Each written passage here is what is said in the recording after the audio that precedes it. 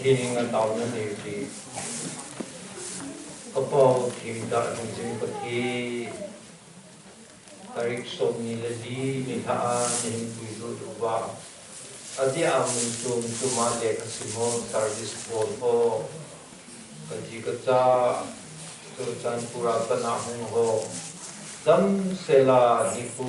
ni sunga ni bui ko bu ba tu ni achai na ni dan chana ni bui bung ji na min lo pi ka thang wa ni hi pa 2019 hi kanung gat na hi le kan hilal now kan ha sam now ka visit now tam ta ka mu do e ama se ni na ko ma ngai dam kai mu ne e ini ni ha dong thagau gil dam ta na ko ma ko mu ta sa ki wa dong le thagau gil ke hi chi no ka za mu ne hi wa na na pi wa choi da sa bo nga nang ma tha thagau ni gil ki na nanga ko na thagau ha tha na le o pati Bethlehem bongin sung min ya se lo building tam ta la nang thun na pan bongin ke hon lung tim singa jong nang mang thung in tim Jesus Christ tam ka ta ni amen patin tua rutin eo ku he lem home loi home social ngai ta hi bin ta ki pa pi he jingin ke yung social ngai ta mi ka hi le kha I kai long lu nan in le kha ka sim lai ta ni mong si ka sui kung ki de na mai kin na ka dalin pat be hi jana hi ka nau nu khat to ka u nu khat to kyo tum hi le kha ka sim class 9 ham khat ka hi da ni 75 sa hi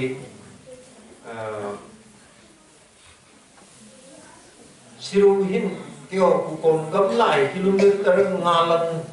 ai siru hi mai an havin ai le kyo zan lai a tu ka dar ka gela hi le ai jalai mun ka dar ai bangin me le na ai pha tu ka thas ki ka lut ki tu ang ki le ki Hilaya chu 75 line a chu black topping ki mong manipura de thailand ti lo ai bon ho la chu khu ge ka no kan thi tan kam ki mong le e ti chun khum gin na ho mai ki han na ho cinema ki bo na ho hi a thanom he jing tu hin len khom na bon wa le ka chin he jing ka lut nu hi be bi ti ka mu ki khe le le tu ai hi các bộ khá lâu đẹp chú mấy phù hợp với mặt kia cha chú bộ hồ âu linh thiên không khả nên thì vì nhóm khả xe hình lăng cho chú kỳ ngài hình lăng mấy phù phẩm mấy kiểu hình lăng cho ta cũng là hình cả thả không nô mình liên khô mô tiết ra nụ ngạc bồn lăng nụ bí hồ nó sản lúc ta ăn sản vào cả thả nô mình ngạc bồn lăng chú ống khẩm độ cho phép thím xe xóa nên không kịp bộ nó chìm mì là cái gì cũng là cái chìm gì ôi phụ đem đi em mi là cái đẹp một chú gari sunga imu ho adi te da na chú hawin sunga imu ho cái gì ama na sin na gari ông kịp tin lệ cái một số bayin hawin na ông cái chỉ là thu cái xe đồ như vậy nốt tan cái một gì adi da na thì đi lulu cái chân mi cái gì giờ chú nó cái hình như đẹp mà đi hay bằng ngã chú kêu cũng là nó phá nó rồi nó đã là chấm luôn nó bỏ đi ye chú hình cuối kia le đa này kia số kia chú hình tu thì nó hết tu chung lên một mà hình như một biết xem của cái nó tin ở dưới chú cái mà thì aku mất cùng hình cái thứ đó là chôm mong gì ya chú cuối cùng cái này là chôm thì thế nào mà chú kita menghadirkan legend seperti ini haim patin dengan nama legend panui dengan kipana kiti kan senomi itu izah sedimu patin mama haim itu lubung ni Christmas akhir hasai pen này hi và nuôi à tu xây mình thằng ngon xây ngay lúc tiền trong này thì ni la tất cả xây bằng mình Caesar Augustus lấy sự chúng ta chẳng câu xây mình sum dengan amal lelai ini tu pi anh này hi Kurina gamatu Syria gamatu Kurina vai Roma Judah gamatu Herod vai Roma tai hi Ichi tham gia background kan say no men si Caesar Augustus kiti pagi Julius Caesar kiti Rome lengkel a mimin chi ben anagin ichi Julius Caesar kiti alo la Caesar kiti sa pa tu Caesar kiti banga je pa tu Caesar kiti amin aipur a title lagi Lenglin tina emperor tina leng mai king hilo emperor tina ya chu Caesar kiti ya title lagi amamin hilo we aje chu Julius Caesar hin aje tingle Octavius Caesar hin aje tingle aban bana hi Caesar kiti ang kilha bin Herod kiti jong hi even na le a title ay kidin amamin hilowi Herod Antipas Herod Archelaus Herod Philip kidi houm kidai ya chu Bible background dana tham chakat kan sehin ichi Julius Caesar ama Caesar Julius Athib ama hi kithat nahi assassinate athaw hin anuya hod ichi pha na hi ama hi 44 BC atwa athawi ama atham sangahi ichi Caesar Julius hin chani lo ja chu Octavius hi man chapa ki si mai le ichi pa hin vai an ho ma hi le ama apa nunga panahi ama vai ho ade dia Europe gampi pile Ailo le Africa munchom chom ho Middle East Syria Israel kiti ho France England almost all Europe so jong se hi galan jo hi BC 27 ne BC 27 na hi ama Octavius hi kamin na khel di hi ya chu ke min hi Augustus na ti di hi acha chapa na hi Octavius kiti luwa Caesar Augustus kiti kiti na chuna kiti pahin every 14 to ka vai a ho mine kiti pahin decree ailo edict kiti to order asuin ama hin military ki vai ho na ailo le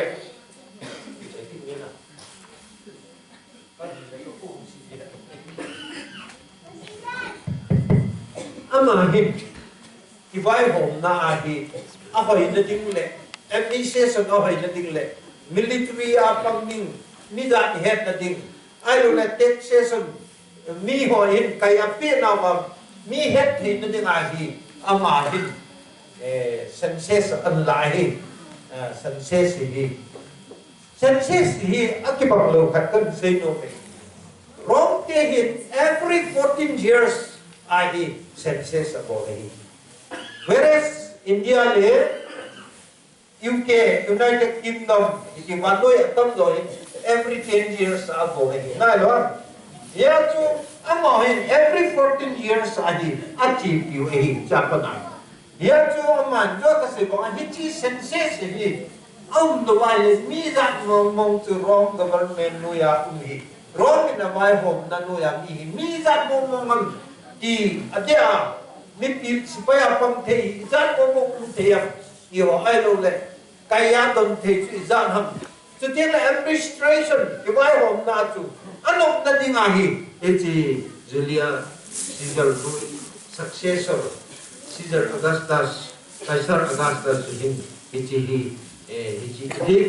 echi successor an la hi echi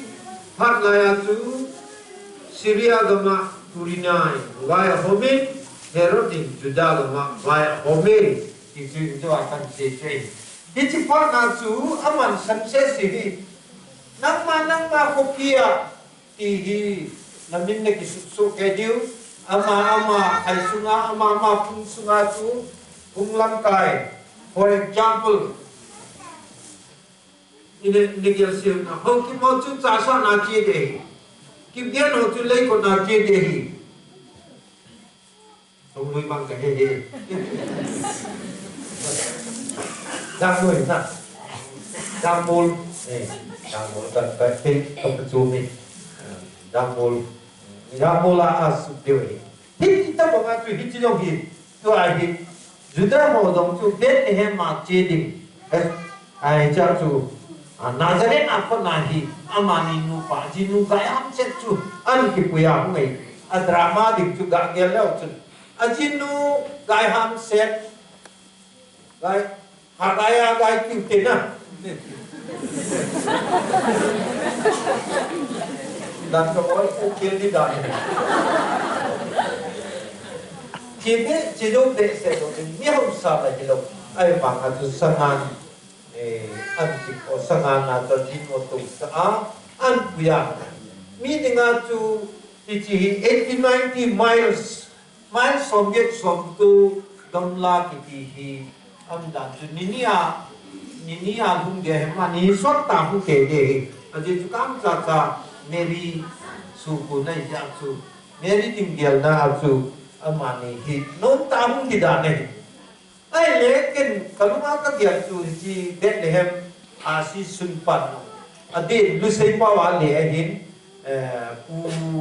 pu ya ben e pa una le in abana oi buyang la ben le isi la ho ke se la ho an ha voi ji adi ta lu sei ya kuna la so no chi tu sim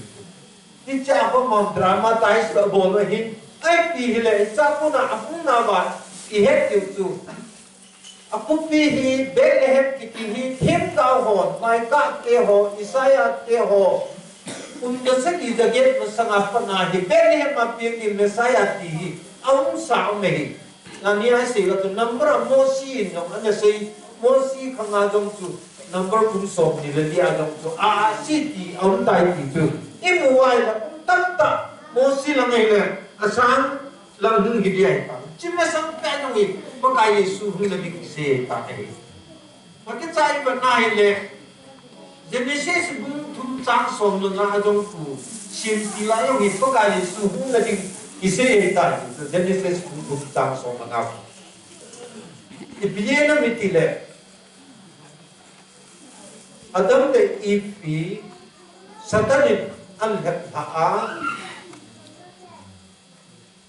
ni honin na thi lo de hi na chi zo de ta an ni sa hem ha ma chu pa thi ni na sab che na ti pie se ya nang ma in ni him te ni na lep la ja chu ta pa na no ma na ki thol ding lei win na ba ding ni ta ba nga chu nang ma chi ha ho le nu me nu chi ha ho ki do ding ding nu me nu chil ha in na duan su din nang in nang chil ha in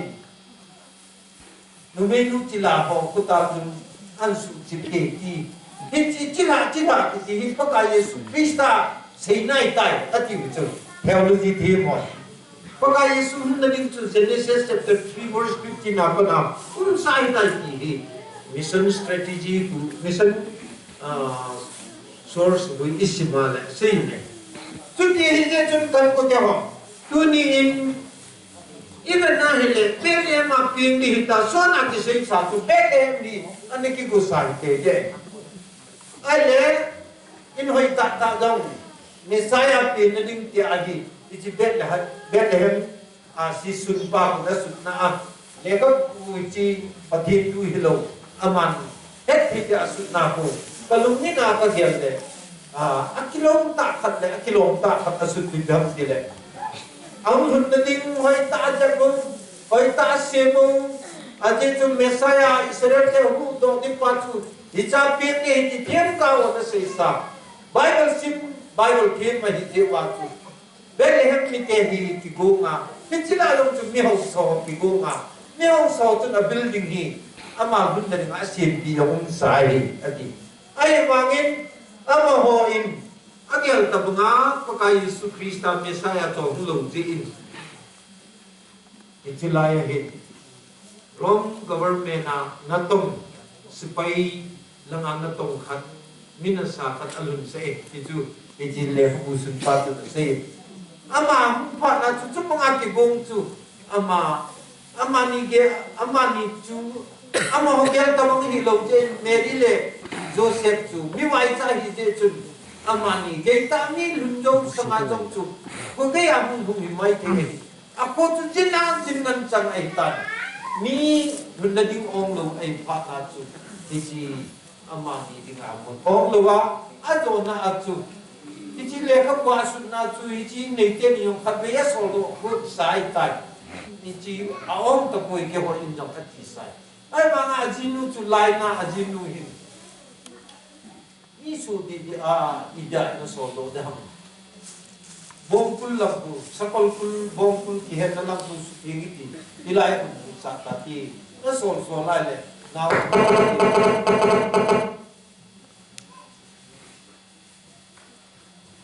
now amon ne je hi ati ji atu ne ji bongkul chu asu min pi asu ti pi lai to dum sa hi asayu ne hi ji le ka bwa chu kan ko te ho ai pi le ke man ka lunga mun ki la khat chui pham ki le ana ki gong ting sa ichi Bethlehem in building ki gong ho jong ama hung ta lo mun sang lo kan thei ta a ichi naw so phat hung ta ai wa nga chu alun da ting yong ong lo ichi hi tu ni o bung te ho in ichi Bethlehem hi atha in ei ma chi yal de ka ni tui ka pa so chung pau tu sei ka sei bong ha chu e ho kwa e ho in sunga e ho ko ma hung hile e pi response e pi ti don ku ti ham keina o ko tu ni hin paka Yesu Krista in thun na ding a hi e ho ko dong hin an ben an hol kin nei hi ama na ding ama sap na ding ama mai hop na ding mun hi ho bun sunga ko sunga in dinahin avele na hi ye chun jin lun jin tam ta anal hunge ipiham jin tam ta kunya hi ita sa ngai chan ho sum ngai cha ta sa ngai cha bolango nunga ho bon homin kai non ma bon kinai lo ai lo le mi ka loi ho hita bang sun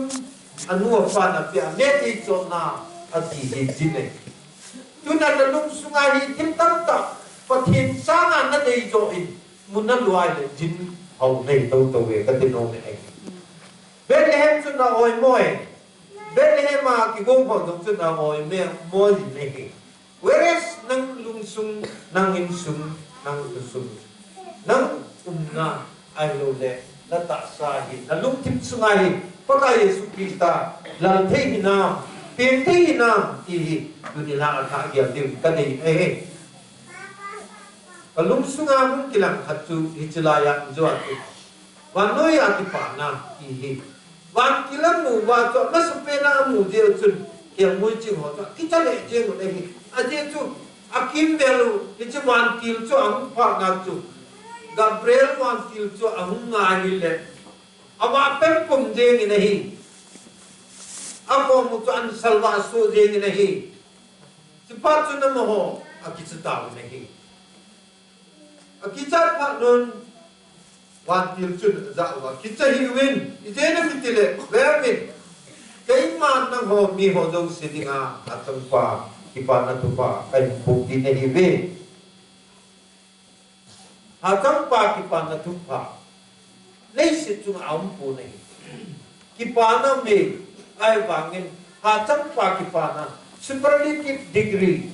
ito mga chung nung pena kipana kiti pagka Yesu Krista Messiah Israel sa te nga anga wakanga Messiah tu na lunge ai tu na dong yeho ko ai hichi ei nga jemo chamna lungmon na kipana tuing kala basket asat kapia Yesu atan lai chi cham na yong mi lungmon na mi Yesu Krista nei lo ho chu cham na yong nei lo lung mo na yong nei lo ki pa na yong nei lo ka ti banga chu Yesu Krista ngi ha pa ki pa na ate pi lo pathi ni e pi hi chu chu wan ki lin ama ho het sa hi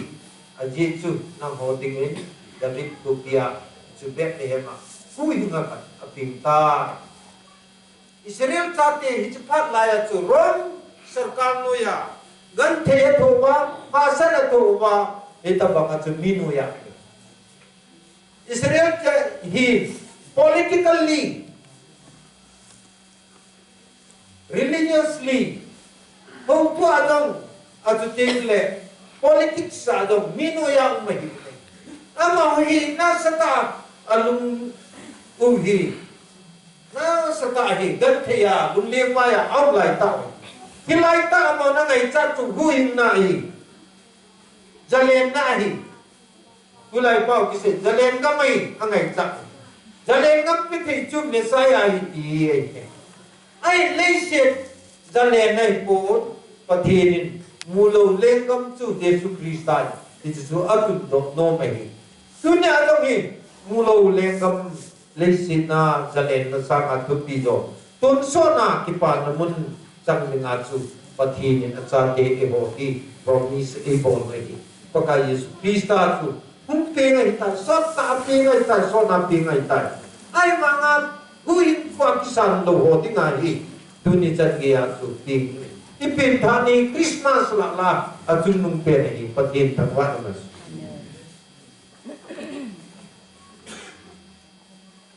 chahin kalung tong kha chun jo ka sei bangin at ko te ho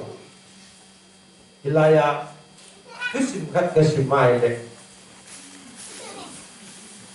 Losol ministry Tusim kat ala sunin Cha Tusim sulpa tu Christmas Tusim iti na sunin 1987 Losol ministry te magazine na tu iti na sunin Icha hindi pa tusin. Ama yung fiction mama ay ama tudong bilang le. May kasama mama din kan sino din. Ama hindi pa tun bong junam sila to sutingin. Icha tun nauta tu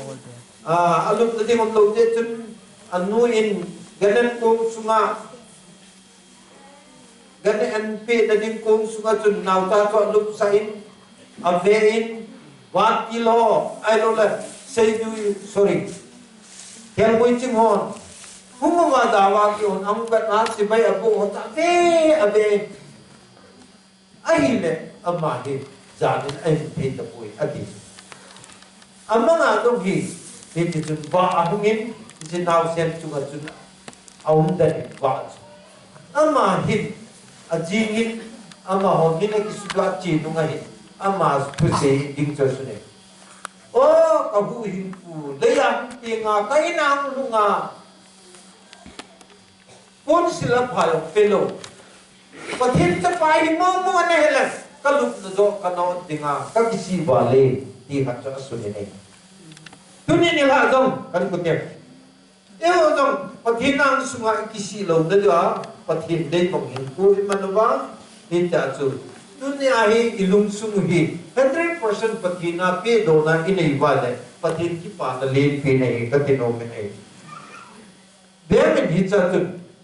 hello men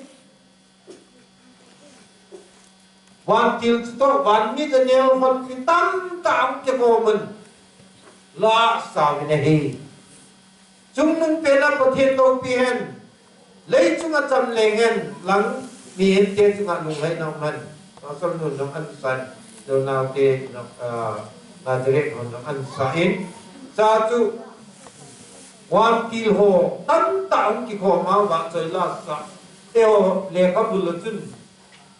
hiện chỉ thui hi asay na atun mulaw ada say na ito mo nga lang ay chú masangin na magkita kapon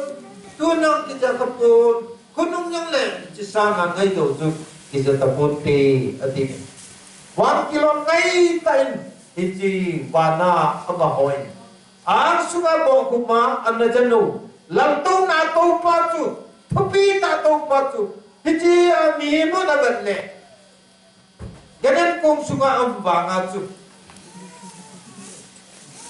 ganan kong sunga ang banga chu 1 kilo na ganai le lantu na no to pachu hichu iti ki na iti chu hi kan ko te hoประเทศกิติดงฮีอัมมุทีโหดิงาอัฐวัตุปีอโลวาโลปีอัมมุทีโลโหดิงาจุแกนันกุงสงาเนวดานันจุมีหิมลาตรงนุยนุงเป็นหอเอาไว้จะเป็นหอเป็นไง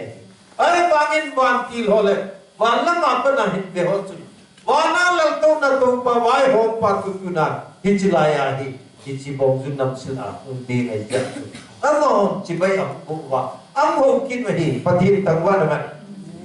ที่จะช่วยฮีในเส้นมิเตเลเอโออีกที่เขียนเอากษัตริย์ในฮีมีกันเป็นสเปกเทคลที่จีนในอยู่ในฮีซันกลาสโลสเปกเทคลที่จีฮีแกยังฮีไบโอเคมีอาน้ำมันกำลังอันนั้นยังไม่ถึงนะที่จะหัวไซน์ป่าวฮีฮะไม่นะนี่อันนั้นหัวทีมเองที่ดาอันสอนได้ตัดยาจูที่จีก็ในยาจูเกิดเลขาเกษตรพันธุ์จิกโบอันนั้นมีก็เป็นที่พันเลยจีมังเทกิโลไปที่นี่ได้เห็นเอโบจงสเปกติโกถ้าเราละมาอิมิตุฮิจีนส์บอลุกเดว่านะวันกิลเตอัตมาตมาสังจ้าอังเกโกโนเบอาว่าจะตามเลยฮีเป็นเลมามุนจังลุปัจบงจุนนำสิลาลุปัจอังโฮเวอังว่าจะอยู่ในฮีดุนยาจงกันกุเตหะปะทินทุยปะทิสาธิถ้าเขามิดบาบัดจริงละทุปิดางกษัตริย์นุ่งจริงๆนี่เดี๋ยวจุนว่าจะจิมปูในฮีเกี่ยวกับจิงหัวจุนกินน้ำกระสาบิน1 กิโลจีฟังนุ่งเป็นไรมาหูโรจีวิกินก็พวกไก่เห็นสัตว์สุฮีกับเลี้ยวิตีอธิเวไม่จีนมาหอจีโรยในเล็กมีเรียมเด็กดูเซฟต่อกันนั้นกุงสว่างลมนาวเซมเจ้าก็มุดนาวนี่ที่ช่วงหมู่พักที่นาวเซมทุ่มจันโดนอาจารย์ว่ากิเซจูอาเห็นสัตว์โซนเลตาวินัยประเทศทั้งวันมันดูน่าเอวันเจลิจับชอบกระเซ็นโนมนี่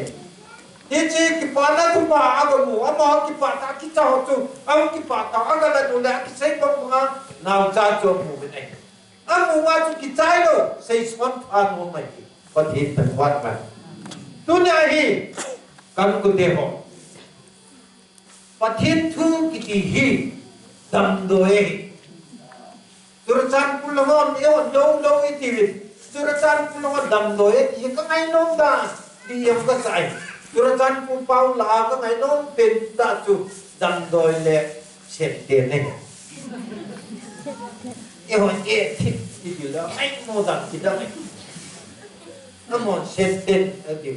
อีกเชียนจูไหนล้อจะมากินถนนเที่ยวอีกโมก็ใส่ยาจูตุนีอาฮีกันกุเทโฮอิจาปะทินทูปะทินลาปะทินนเปอาจารย์เทโฮอิดิงาปะทินทุไงตัดตุนีอาอิจิฮิลโซนเซโซนกิติฮีอาจารย์เทดิงาไอฮินเอฮีฮิจิตัมดอยกิติจูตาสัญจาขันในเอฮีปะทินทุยหางเอาดัมดอยเอฮีเนี่ยที่จุดนั้นอายุจูถ้าเขาว่าหน้าหิมีไว้ถ้าเขาว่าแคนเซอร์หน้าหิเลยเสียมิเตอามาว่านั่งอินปฏิทูหีดำโดยหีนั่นสิละมาอันนั้นนาคุณดำเทปฏิทั้งวันมันไอ้ยังไงจีก็เห็นพระนาจูกระทำโนมันกันกูเดียวทีละหีปฏิทุสัยไอ้ลุเล่นไม่เลี้ยวพอหัวหีก็เห็นออกมาสิ่งที่เห็นกระทำลมลงเลยไอ้บางทีก็สิ่งลมเลี้ยมาที่ดีที่เห็นกับกระเห็นที่ถ้าเราดำโดยที่กระเห็นพักกระทำลมเลยยาจุดตัวเนี่ยที่เราเอามาคนต้อง ama se ke mo chu an ama ke hon tup te na ama hon aga mu ho ga da ho chu ai na ki koi lo hi gam ki na hi so lo hi ti last nam jong le challenge ka bo de hin new year kom ta do ti a chu tu ni ha hi challenge ka bo de hin do lam de hin ya chu ap chu tinga ka he at chu ki che hi ya chu azam pa do se ki dam ka sa bi hi yang ko chu ho tu se chu azam pa ki dam ka sa bi mere am mang chu tu ki se du se lu ngin angai tu ching ching ai hi yang ko chu ho chu na da ho ki se bong bong hin amu chang chiu la ja chang si dal chu pa thi choi ang na wat su thu a ki le ta wa hi pa thi thang wat man min ya se do higher man aki bo ye bo be so hi Kutia Nepali ki koi tabo ai buve ai mangin ki pala chung lei sip chunga Christmas mangma sipen le Christmas a ki pa la sapen chu mi hoi poi mi na so hoi poi min ya selo higher man kel ngoi chinga ki ngan che lo da wa u mo hi pathin thangwa man tu ni nong na bon na ne ya ai lo la na in thu ki ja naman le naman kil le hi mi ni ya se lo mi vai cha mi gan ti pathin ki su na na ya mesaya ang ning krista hi hi ne thi mai le pathin thati bu ta cha te hi ka ti no me e le se chunga adin hat bi ka sei ta South Sea Island ho Solomon Island ki ho Fiji Island ki ho Fiji Island na tu ki sei Fiji Decade celebration amanuwa mi khat tu sei chu kalung tong khata khat chu o gospel hi anong lo hi le ichigama mi te hi ichi chapang hi khatsan ta do de hi mi chapang kiti ki that che hi ai bangin gospel in kagam sungu kami transform an bola tuna flex choya chapang ho chun Ichi gospel dalahi ke ho hin ka hi be ati bangin ichi gospel ichi ki pa na tupa Krista tupa pan kil ho na safety tupa zala tuna ki gam ki angam ai lo le Christian ho jong tunang jong si phathi chanwa hi kan ko dia ye chun tunya hi pati kidam tain phathi ego nam chu ichi gospel in igam sum in sum kuki society change a bole gospel anam lo ile tu na hiong kita bangai nek ta yong kyo lo de he sun jong ki hepun ta kati to kai ki jen na lain te kati tu na ho kidam tai mi dam ho sama sapawa mi to ik ki ho the ho ka ke la ile kuki society would have been still dark without gospel na gospel lo agi uki society tu nya nya hi mu thin na lai ke ti so ti chi ki pa na tu pa hin change and bo society change and bo develop and bo le hi ade ni nak piang de de pa thin tu ang la jai in chen lo chen ko sum chen ki jam dan ki chei dan ki wan dan i cha ka ya hui change e bo le pa thin thang wa ma ya chu ha cham pa ki pa na tu pa ti hagawa tun sot focus ai ani na ta sa yo ei na to e ka ti no me nei pathina hat pathin lung du bible in symptom cha achi dan mi hin da na pa lo le ka thi tam ta sim sa nga jo hi ta ba ka chi jo ai ka ti no me nei ya chu tunia hi hilaya hi pathin thu pi da hi kan se no me tunia hi kan min pa ho hi na ho hi ki pa ta ni ni sa pi diu ko be phat le ki ni jong le price na na pi di me to hi kun tun na kan bo de challenge kan bo de hi price cho ding hi ka ngai lu lu kan se de hi na da ke u le ke ni le kha ni thot ba kit ka cho de mai kit number 1 na ka gul pa li ku ako din tukte ko ka gul pa hoya ka number 2 Kapuneo din to boy hoya te ni ama ni athum na mangsa ke tu pa ama tu mi price là chọn như vậy thì bà ta chọn điều thân ông ta chọn điều gì đã chọn đồ về hệ dễ chú cô biết lệ 2020 lệ cùng khát sunga Bible ni về simla ha number one là thùng bay simla cái vốn phát là chọn điều Holy Bible trên na cho tiếng anh ấy là chú tôi cũng nêu tụi tôi cho tiếng trong chú sĩ cái nhóm trên mà thì mà cho hiện là thùng bay xìm họ ông lúc đấy là ni về xìm họ na cái tụi bạn mang ra dòng ni về xìm châu châu cho mà là cho điểm mà dòng mà dòng chú trên ai hi dòng là có he ai mang gold color bài để na rồi chẳng là rất bục chế su mà thùng nó cho để tại hi nó biết xin số cái này tuổi thì mà cái thứ gì nó là phải chú này phần thêm thua ra bên đây là cái bạn hiện gì một đến thì rồi đi họ xây thì so được này hi thứ ra trong hi phần thêm thu isim nó yêu vào hết cái công mù đà nên phần thêm thu isim tâm thì chừng nó chừng chân này ya chu phần thi nên phần thi bộ hòa cái dòng của cái lệ mà sắp bên price này lâu thì họ khát về sim lại đi tiểu tiền à họ cũng họ là biết ông là biết thì chụp khát về sim lại này thì sẽ ta có thể tự tìm qua đây ba mươi tập thì là hảo tiền có cái này mi về try này thì sẽ hình tung qua đây và thiên lâu biển nó lệ gì nghề thì ba mươi là hảo tiền có cái này thùng bay các bộ để thì sẽ ta có tung có chắc cái ba mươi phần thiên thằng quan vẫn mini mi thùng mi đã chân mi thùng men tuần mình nói cái xuân đầu ponte ai vangin cái xuân đầu te na di pan ole ama sabena thùng bay họ chu pu song loi cái gulpa sa điêu anh em na chu cái puneo tụi tôi tin thùng na chu cái tụi bà thế do si chu tàu na kan man pide an tung dong sing big don man ki mat ta ajai nan tàu na hin nei ka ti